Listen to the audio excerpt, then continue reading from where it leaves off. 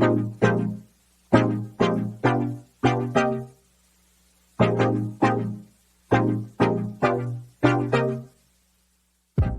a real fun thing to do if you guys ever get a chance to sit down and do it, is take a calculator, figure out what your hourly wage is right now.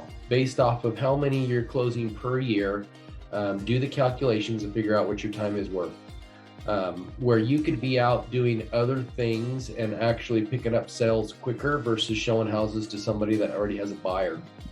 They say they haven't signed anything with another buyer's agent, but they just want to see this house, then usually I'll go straight into trying to build that rapport, spend some time with them. A lot of times my conversations isn't specifically real estate related. If they mention something that catches my attention about family, about maybe a job. A lot of people know I used to be in law enforcement, so if I hear anything about fire or emergency services, usually it catches my attention. Next thing you know it, we're chatting about that type of venue, that type of thing, versus talking real estate, just trying to, like you said, build the rapport, get to know them. And if they want to see the house, a lot of times I'll just say, you know what, I really do want to show you the house, but I don't want to step on your agent's toes that you have. So by the way, what's the name of your agent? You'll find out that they say, oh, I think his name is Joe. I met him through Zillow. So they don't really have an agent. They just met some guy named Joe through Zillow and got to talking to him. And so that's the way to go. So then now it's free game. Now it's like, okay, well, great. I'd love to interview for the job.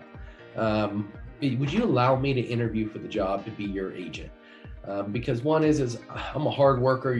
Obviously you and I are really hit it off. We both have a lot of same life experiences we dealt with, same beliefs and family, and would love to I think we'd really do well together. I think you would choose me as your realtor. I'd love for you to do that. And a lot of times you plug in little words like that, like choose me as your realtor, list with me, allow me to help you buy a home. The more little keywords you throw out like that, starts putting those things in their head of use me as your realtor. And the next thing you know, if they're using you as your realtor. I've shown this many times. And so what she mentioned a minute ago was right on about if you don't like doing something in this business, go do it. That's what I'm going to tell you. Because the only way you're going to get past that comfort, that uncomfortableness, that fear zone, is you're going to make excuses, lack of confidence. You're going to be affected by others' opinions. Truly is seriously a problem, and only you are beating yourself up over it. And you're choosing not to be successful in your real estate business because you're choosing to let that fear zone scare you. You are.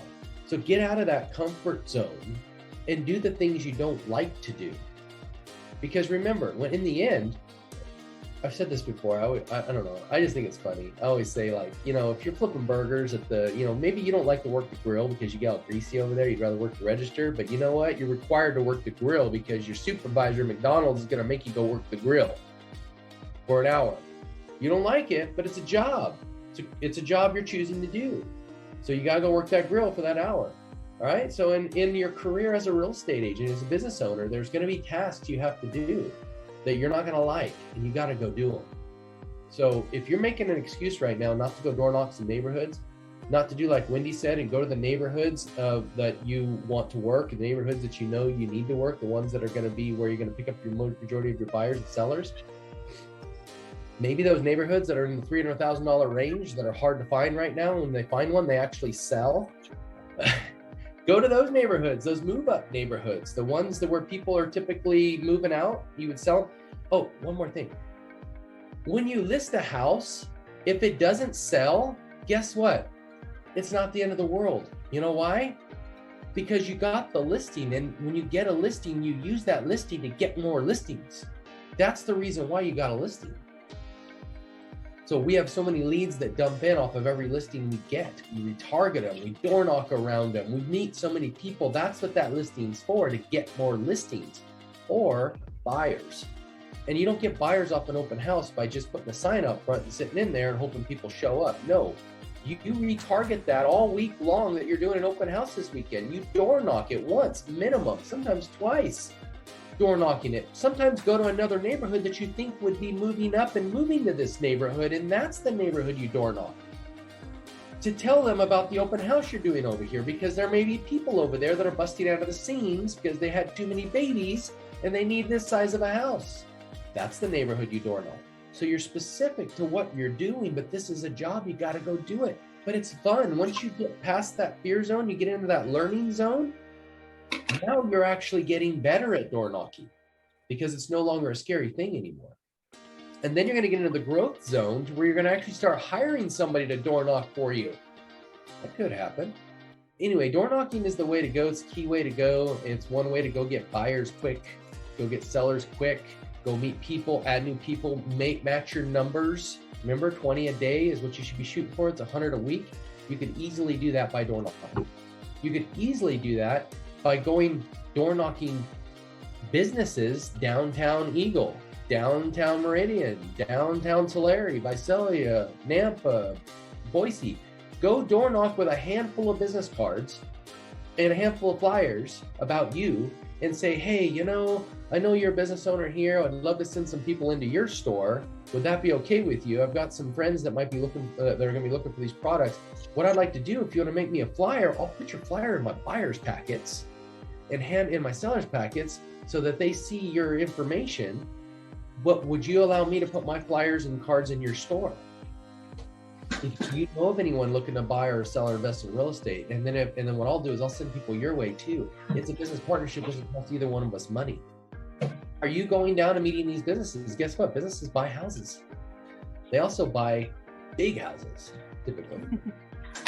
It's also being consistent too. Like that's the other thing. I think a lot of agents make the mistake of door knocking a neighborhood and then never going back.